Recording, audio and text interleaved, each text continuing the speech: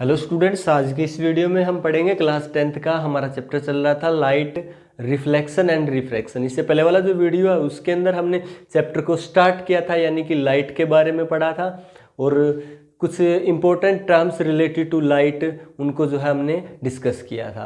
इस वीडियो के अंदर हम पढ़ेंगे important phenomena reflection of light and laws of reflection of light. Student तो स्टार्ट करते हैं रिफ्लेक्शन ऑफ लाइट। देखिए रिफ्लेक्शन ऑफ लाइट क्या होता है, नाम से पता चल रहा है स्टूडेंट, यानी कि ये कुछ ऐसा फिनोमिना है, ऐसा प्रोसेस है जिसके अंदर लाइट जो है वो रिफ्लेक्ट हो रही है स्टूडेंट, और इसी को बोल रहे हैं रिफ्लेक्शन ऑफ लाइट। रिफ्लेक्ट का मतलब समझते हो, रिफ्लेक्ट का मतलब बाउंस बैक होना स्टूडेंट, यानी कि आपके पास कोई बॉल है स्टूडेंट, सामने दीवार है, तो बॉल को इस तरह से दीवार पे फेंक के मारते हो तो बॉल वापस हमारी तरफ आ जाती है, यानी कि बॉल को दीवार ने क्या किया, बॉल को बाउंस बैक किया, यानी कि रिफ्लेक्ट कर दिया स्टूडेंट। रिफ्लेक्ट मतलब बाउंस बैक कर दिया।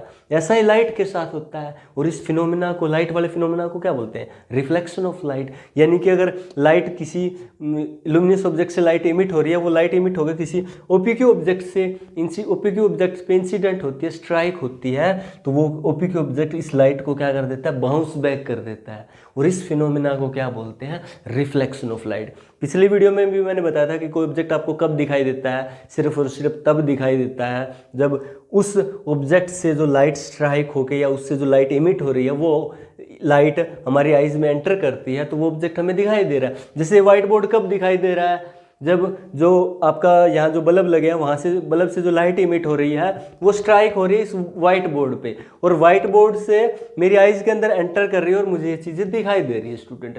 ठीक वैसा ही होता है, कोई चीज़ कब और कब दिखाई देगी, जब उस चीज़ का जो लाइट या तो उस चीज़ इमिट हो रही है वो लाइट हमारी आइज में एंटर करे, या उस ऑब्जेक्ट्स पे जो लाइट स्ट्राइक हो रही है, इंसिडेंट हो रही है, वो बाउंस बैक होकर हमारी आइज में एंटर करे, तब वो ऑब्जेक्ट दिखाई देगी। यानी कि इस प्रोसेस को, कौन से को, कि लाइट का आना, उस ऑब्जेक्ट्स पे स्ट्राइक होना, बाउंस बैक होना, रिफ्लेक्ट होना, इस फिनोमिना को क्या बोलते हैं, reflection of light student. Very simple. तो क्या लिखोगे, the phenomena of sending back the light rays. देखिए जो फिनोमिना है, जो प्रोसेस है, कौन सा, लाइट का सेंडिंग बैक, लाइट का वापस भेजना स्टूडेंट। कब, When it strike, जब ये स्ट्राइक करे, किस पे, on the surface of an object, किसी ऑब्जेक्ट के सरफेस पे जब ये स्ट्राइक हो, स्ट्राइक होने के बाद ये जो सरफेस है इसको बाउंस बैक कर दे, रिफ्लेक्ट कर दे, इस फिनोमिना को क्या बोलते हैं, रिफ्लेक्शन ऑफ लाइट बोलते हैं स्टूडेंट। समझ में ना, very simple student. White board है ना, यहाँ बल्ब लगे हैं, लाइट इमिट हो रही है, वो लाइट इसके ऊपर आके स्ट्राइक हो रही है, और ये क्या कर रहा है, उस लाइट को बाउंस बैक कर रहा है स्टूडेंट। और ये जो फिनोमिना है ना, कौन सा, इंसिडेंट होना, स्ट्राइक होना, बाउंस बैक होना, इसको क्या बोलते हैं, रिफ्लेक्शन ऑफ लाइट बोलते हैं स्टूडेंट। ठीक है, और इसको किस तरह से डायग्राम की हेल्प से कैसे करेंगे, जैसे देखिए मैंने एक बात लिखा है कि silver metal is the best reflector of light. जो सिल्वर मेटल है ना वो बेस्ट रिफ्लेक्टर है लाइट का। इलेक्ट्रिसिटी वाले चैप्टर में पढ़ा था कि जो सिल्वर मेटल है ना वो बेस्ट कंडक्टर है इलेक्ट्रिसिटी का। उसका मतलब क्या था, उसका मतलब ये था कि अगर आपके पास सिल्वर की वायर है, आपके पास कंडक्टर जो है वो सिल्वर का है, तो उसके अंदर से इलेक्ट्रिसिटी है बहुत ईजिली, आसानी से पास हो सकती है स्टूडेंट, यानी कि उसका रेजिस्टेंस कम है, उसके अंदर जो इलेक्ट्रिसिटी या जो इलेक्ट्रिक करंट है उसका अपोज बहुत कम हो रहा है स्टूडेंट, इलेक्ट्रिसिटी आसानी से पास हो रही है, तो उसको बोलेंगे गुड कंडक्टर ऑफ इलेक्ट्रिसिटी। ऐसे ही ये गुड या बेस्ट रिफ्लेक्टर है स्टूडेंट लाइट का। बेस्ट रिफ्लेक्टर यानी कि लाइट के रिफ्लेक्टर तो जितने भी ओपीक्यू ऑब्जेक्ट है वो सारे लाइट को रिफ्लेक्ट कर रहे हैं, ये बेस्ट है। इसका मतलब यानी कि जो मेटल है ना, सिल्वर मेटल, उसके ऊपर जो लाइट इंसिडेंट होता है ना, ये मोस्टली लाइट को क्या कर देता है, बाउंस बैक कर देता है, रिफ्लेक्ट कर देता है, इसलिए इसको हम बोलेंगे best reflector of light student. तो आपका जो ध्यान रखना है, सिल्वर जो है वो बेस्ट रिफ्लेक्टर ऑफ लाइट होता है, और पिछले चैप्टर में इलेक्ट्रिसिटी वाले में ये भी पढ़ा था कि जो सिल्वर है वो बेस्ट कंडक्टर भी होता है स्टूडेंट इलेक्ट्रिसिटी का। ठीक है, तो जैसे रिफ्लेक्टर के लिए हम एक मिरर का यूज करते हैं, प्लेन मिरर। एक प्लेन मिरर कैसे बनता है स्टूडेंट, जैसे साइंस के अंदर हम देखें, आपको पता है सिंबल्स यूज करते हैं। अगर सेल लगाना होता है तो इस तरह का सिंबल करते हैं, बैटरी लगाना होता है तो इस तरह से बहुत सारे सेल जो है इस तरह से सीरीज में कनेक्ट कर देते हैं, या आपको कहीं स्विच लगाना है तो इस तरह का सिंबल, इस तरह सिंबल यूज करते हैं ना। वैसे यहाँ अगर प्लेन मिरर बनाना है ना तो हम इस तरह का सिंबल यूज करेंगे, यानी इस तरह से कुछ इसको बनाएंगे कि ये हो गया, इसको हम प्लेन मिरर बोलेंगे। क्यों? देखिए इसका जो रिफ्लेक्टिंग सरफेस है ना, यानी कि जहाँ पे लाइट आ रही है, रिफ्लेक्ट होकर बाउंस बैक हो रही है, वो सरफेस जो है ना वो प्लेन होता है। आपके घर में जो मिरर होता है उसी की बात कर रहे हैं स्टूडेंट। घर में मिरर जिसका आप क्या करते हो, यानी कि समझ गए ना। तो आप जिस मिरर के सामने खड़े होते हो या आपका जो नाई की दुकान में जाते हो वहाँ जो मिरर लगे होते हैं वो प्लेन मिरर, उनका देखिए रिफ्लेक्टिंग सरफेस वो कैसा होता है, बिल्कुल प्लेन होता है। यानी जहाँ पे लाइट रिफ्लेक्ट होनी है, बाउंस बैक होनी है, वो सरफेस है वो कैसा है, प्लेन। इसलिए इनको क्या बोलते हैं, प्लेन मिरर। किस तरह से, देखिए ये प्लेन मिरर है, इसके पीछे इस तरह से हमने पॉलिश कर रखा होता है, किसका, सिल्वर का स्टूडेंट है। सिल्वर की एक बिल्कुल थिन लेयर जो है ना, ये आपके पास, यानी प्लेन मिरर बनता कैसे, एक नॉर्मली ग्लास होता है स्टूडेंट, ग्लास समझते हो ना, यानी ग्लास के तो हमें आर पार दिखाई देता है। अब ये जो नॉर्मली ग्लास की शीट होती है ना, ग्लास की शीट के ऊपर क्या करते हैं, एक थिन लेयर लगाते थे सिल्वर मेटल की, थिन लेयर डिपॉजिट कर देते हैं सिल्वर मेटल की स्टूडेंट ग्लास शीट के ऊपर, और फिर उसके ऊपर कर देते हैं रेड कलर का या ब्लैक कलर का पेंट। किस लिए, इसके प्रोटेक्शन के लिए, यानी कि जो थिन लेयर लगाई अपने सिल्वर मेटल की, वो यानी कि वो जो है स्क्रैच ना हो स्टूडेंट, ठीक है, उसको प्रोटेक्ट करने के लिए उसके पीछे पेंट कर देते हैं रेड या ब्लैक कलर का, तो आपका मिरर बन जाता है। इसका सरफेस देखिए प्लेन है तो इसको प्लेन मिरर नाम दे देते हैं। तो जितने भी मिरर है ना, चाहे आप प्लेन मिरर आगे पढ़ेंगे, स्फेरिकल मिरर, उन सब के अंदर ऐसा ही होता है, उन सब के अंदर पॉलिश किया होता है, यानी सिल्वर मेटल की जो लेयर होती है वो डिपॉजिट करके और उसके ऊपर पेंट कर दिया जाता है। उस सिल्वर लेयर को प्रोटेक्शन के लिए पेंट कर दिया जाता है, जिससे आपका क्या करता है, जैसे इसके ऊपर लाइट होती है तो उस लाइट को सिल्वर क्या करता है, रिफ्लेक्ट कर देता है, बाउंस बैक कर देता है। तो अगर रिफ्लेक्शन की बात हो रही है तो स्टूडेंट हम किसकी बात करेंगे, मिरर की, जिसके अंदर हम क्या कर रहे हैं, बेस्ट रिफ्लेक्टर यानी कि सिल्वर मेटल की लेयर का यूज़ कर रहे हैं लाइट को रिफ्लेक्ट करवाने के लिए। तो ये आपका प्लेन मिरर हो गया स्टूडेंट, MN इसको नाम दे दिया। अब इसके बाद क्या होता है, प्लेन मिरर में इस तरह से ये एक रे ऑफ लाइट आ रही है स्टूडेंट, ठीक है, एक होता है बीम ऑफ लाइट, एक रे ऑफ लाइट, पिछली वीडियो में पढ़ा था ना। यानी कि अगर आपके पास रे ऑफ लाइट यानी कि एक सिंगल लाइट का पाथ शो कर रही है, अगर आपके पास कॉम्बिनेशन है, यानी कि आपके पास क्या है, इंसिडेंट रेज को कंबाइन कर दोगे, बहुत ज़्यादा इंसिडेंट रे, यानी उसको बोलेंगे बीम ऑफ लाइट स्टूडेंट, ठीक है। तो हम रे ऑफ लाइट की बात करें तो एक रे ऑफ लाइट है, ये इंसिडेंट हो रही है किस पे, प्लेन मिरर पे, ये लाइट आने वाली है यानी कि इंसिडेंट हो रही है, इसको बोलेंगे इंसिडेंट रे स्टूडेंट, ठीक है। इसके बाद प्लेन मिरर पे ये जो रे ऑफ लाइट आ रही है वो सबसे पहले इस पॉइंट पे आके स्ट्राइक हो रही है, इसको हम नाम दे देंगे point of incidence, point of incidence, ठीक है। इसके बाद इस पॉइंट पे इंसिडेंट होने के बाद ये क्या होगी, बाउंस बैक होगी, रिफ्लेक्ट होगी स्टूडेंट। तो ये यहाँ से बाउंस बैक होके वापस इस तरह से वापस चली जाती है, तो इसको बोलते हैं रिफ्लेक्टेड रे, जो रिफ्लेक्ट हुई है स्टूडेंट, ठीक है। इंसिडेंट रे आने वाली रे, रिफ्लेक्टेड रे यानी कि जाने वाली, रिफ्लेक्ट होने के बाद जो लाइट का पाथ है वो है रिफ्लेक्टेड रे। इसके बाद देखिए इस पॉइंट पे इंसिडेंट हुई, पॉइंट ऑफ इंसिडेंस, इस पॉइंट से हम एक नॉर्मल ड्रॉ करते हैं स्टूडेंट, नॉर्मल मतलब परपेंडिकुलर, और परपेंडिकुलर किससे, जो आपका प्लेन मिरर का जो सरफेस है ना, यानी कि रिफ्लेक्टिंग सरफेस है उसके परपेंडिकुलर। तो रिफ्लेक्टिंग सरफेस यहाँ कैसा है, ऐसा है, तो इसके परपेंडिकुलर इस तरह की लाइन बोलेंगे, इसको बोलेंगे नॉर्मल लाइन यानी कि परपेंडिकुलर लाइन स्टूडेंट। तो ये आपका हो गया रिफ्लेक्शन ऑफ लाइट को शो कर रहा है, कैसे, ये प्लेन मिरर है, ये इंसिडेंट रे है, इंसिडेंट रे जो है यहाँ पे इंसिडेंट हो रही है इस पॉइंट पे, और इस बाद में क्या हो रहा है, रिफ्लेक्टेड, यानी कि ये रिफ्लेक्ट हो रही है, ये होगी रिफ्लेक्टेड रे। तो इसको बोलते हैं हम रिफ्लेक्शन ऑफ लाइट, यानी कि लाइट का आना, स्ट्राइक होना, बाउंस बैक होना, इस फिनोमिना को क्या बोलते हैं, रिफ्लेक्शन ऑफ लाइट। और लाइट का जब भी रिफ्लेक्शन होता है ना स्टूडेंट, तो लाइट कुछ रूल्स को क्या करती है, फॉलो करती है, और अब उन रूल्स के बारे में पढ़ेंगे, यानी कि laws of reflection of light. इसके बाद देखिए student, laws of reflection of light, यानी कि जहाँ भी लाइट का रिफ्लेक्शन होता है, जब भी लाइट का रिफ्लेक्शन होता है तो लाइट जो है कुछ रूल्स को फॉलो करती है। तो there are two laws of reflection, यानी कि लाइट के जो है ना दो रूल्स होते हैं, दो लॉज होते हैं रिफ्लेक्शन के। फर्स्ट क्या है student, first law of reflection of light क्या कहता है, according to first law of reflection of light, the incident ray, reflected ray and normal at the point of incidence all lie in the same plane. कह रहा है student आपका ये incident ray है, ये रिफ्लेक्टेड रे है, ये normal line है। नॉर्मल लाइन कहाँ पे है, यानी कि पॉइंट ऑफ इंसिडेंस पे, जिस पॉइंट पे इंसिडेंट रे जो है स्ट्राइक हुई है सबसे पहले, इसको बोलते हैं पॉइंट ऑफ इंसिडेंस। इस पे हमने नॉर्मल ड्रॉ कर लिया, परपेंडिकुलर ड्रॉ कर लिया स्टूडेंट। तो देखिए इंसिडेंट रे, रिफ्लेक्टेड रे और नॉर्मल तीनों के तीनों एक ही प्लेन में लाई करती है। ये कहता है आपका रिफ्लेक्शन का फर्स्ट लॉ, ठीक है। यानी कि जहाँ भी जब भी लाइट का रिफ्लेक्शन होगा तो आपका जो इंसिडेंट रे होगी, रिफ्लेक्टेड रे होगी, जो आप जो नॉर्मल ड्रॉ करोगे ना, वो तीनों के तीनों एक ही प्लेन में लाई करेंगे स्टूडेंट। एक प्लेन का मतलब समझ रहे हो, एक प्लेन का मतलब कुछ ऐसा होता है, ये आपका इंसिडेंट रे है, ये आपका रिफ्लेक्टेड रे है, ये नॉर्मल है स्टूडेंट, ठीक है। अब ये तीनों के तीनों ना देखिए एक ही प्लेन के अंदर है, दिखाई दे रहा है, तीनों के तीनों एक ही प्लेन में है स्टूडेंट।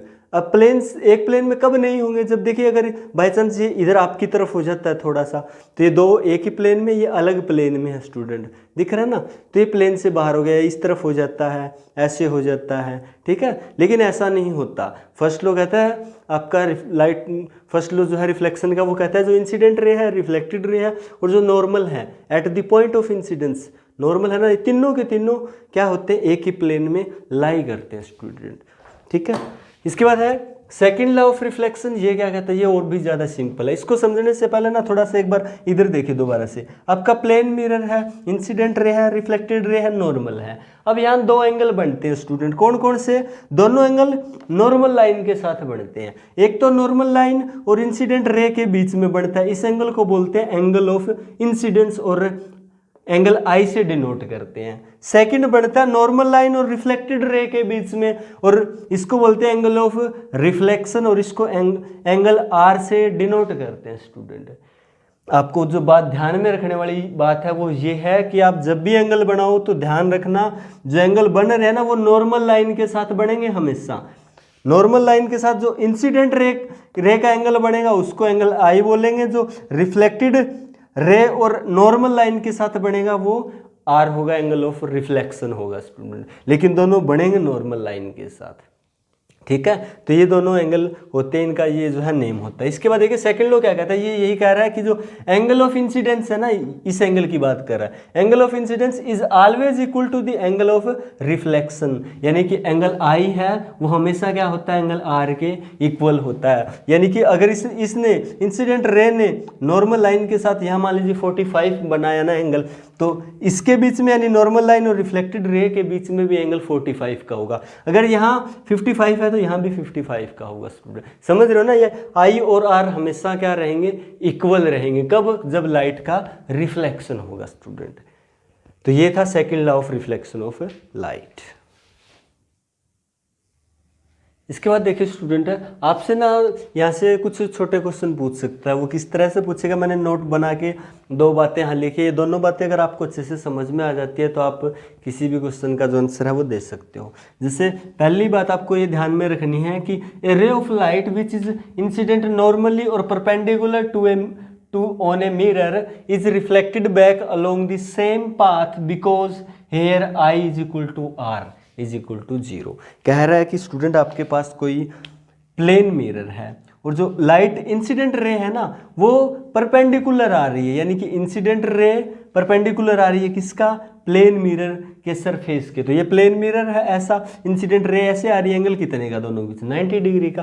तो कह रहा है जो इंसिडेंट रे इस तरह की आ रही है ना वो यहाँ पे स्ट्राइक करेगी, यहाँ पॉइंट ऑफ इंसिडेंस होगा, और यहाँ नॉर्मल ड्रॉ करेंगे। यानी कि नॉर्मल क्या होता है, जो आपका सरफेस है, रिफ्लेक्टिंग सरफेस, उसके परपेंडिकुलर लाइन जो ड्रॉ करेंगे वो इसी रे के ऊपर होगी, यानी कि जो इंसिडेंट रे है उसी के अलोंग होगी स्टूडेंट। और यहाँ पे एंगल आई यानी कि नॉर्मल लाइन और इंसिडेंट रे के बीच में एंगल होगा, वो कितने का होगा स्टूडेंट, वो 0 का होगा, क्योंकि दोनों के दोनों सेम पाथ पे स्टूडेंट है, ठीक है। यहाँ आई 0 होगा तो नॉर्मल सी बात है आर भी कितना होगा, 0 होगा स्टूडेंट। इसलिए अगर ये इस तरह से परपेंडिकुलर आ रही है ना तो यहाँ से स्ट्राइक करेगी, रिफ्लेक्ट होगी, रिफ्लेक्ट होने के बाद इसी पाथ पे जो है ना वापस बाउंस बैक हो जाएगी स्टूडेंट। तो इस केस के अंदर इंसिडेंट रे, रिफ्लेक्टेड रे और नॉर्मल तीनों ही एक ही लाइन पर होंगे, इसलिए यहाँ आई और आर जो है ना वो दोनों 0 होंगे स्टूडेंट। तो इस तरह होता है जब कोई लाइट क्या होती है, किसी रिफ्लेक्टिंग सरफेस के परपेंडिकुलर आती है तो वापस रिफ्लेक्ट हो जाती है सेम पाथ पे स्टूडेंट। दूसरी बात आपको याद रखनी है कि the laws of reflection of light apply to all kinds of the mirror, plane mirror as well as spherical mirror.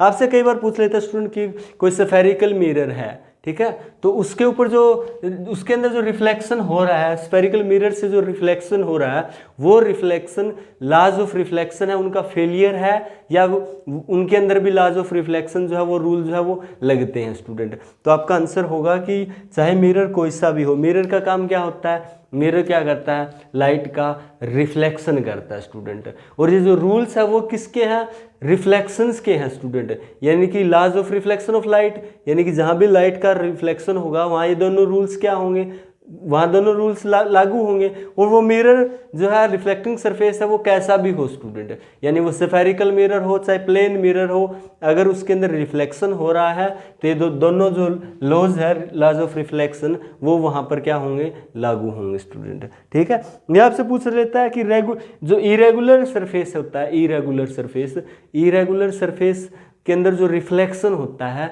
वो फेलियर होता है क्या, reflection of laws of reflection of light का, तो वो फेलियर नहीं होता स्टूडेंट, वहां भी लॉज ऑफ रिफ्लेक्शन जो है वो लागू होते हैं स्टूडेंट। इरेगुलर सरफेस क्या होता है या इरेगुलर रिफ्लेक्शन क्या होता है, देखिए एक तो होता है रेगुलर सरफेस, एक इरेगुलर सरफेस।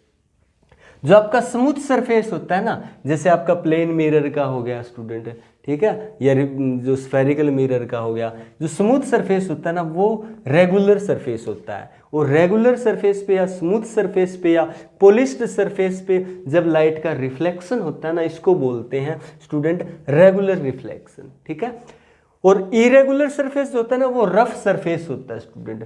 जैसे ये आपका दीवार है, दीवार का जो सरफेस है वो कैसा है, रफ है स्टूडेंट, बहुत सारी इरेगुलरिटीज है इस सरफेस के ऊपर, तो ये इरेगुलर सरफेस हो जाता है। ये आपका जो रोड होता है, जो आपका फर्श होता है, उस पर क्या होता है, जो रोड कंक्रीट के बने होते हैं, बजरी के, सीमेंट के, तो उनके अंदर बहुत ज़्यादा इरेगुलरिटीज होती है, तो वो सरफेस इरेगुलर सरफेस हो जाता है, यानी कि सब रफ सरफेस।